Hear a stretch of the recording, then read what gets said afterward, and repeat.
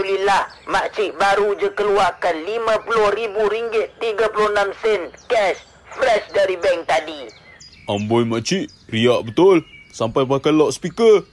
Makcik bukan nak menunjuk. Makcik just nak bagi semangat untuk orang muda cari duit. Itu je. Wah, kelas makcik. Makcik nak tahu satu fun fact tak?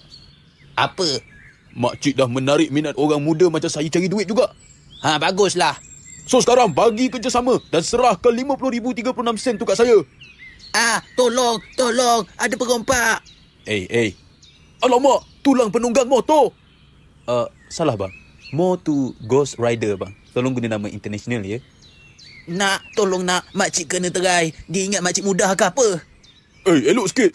Dah lah bang. Abang lepaskan je lah makcik tu. Saya pun lepaskan abang. So kita kosong-kosong Tak nak. I disagree. Terpaksa lah panggil motor saya kan.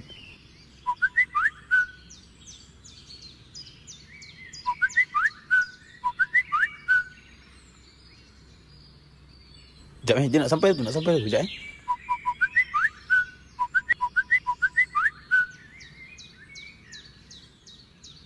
tak menyaut seruan jihad pula motor aku ni.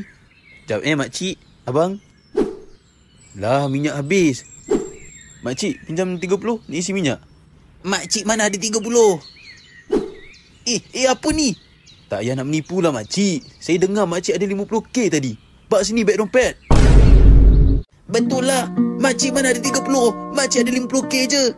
Cepat bagi beg duit. Tak nak. Tolong makcik, tolong. Makcik isi minyak saya. Pahala jalan tau. Saya banyak orang. Tolong.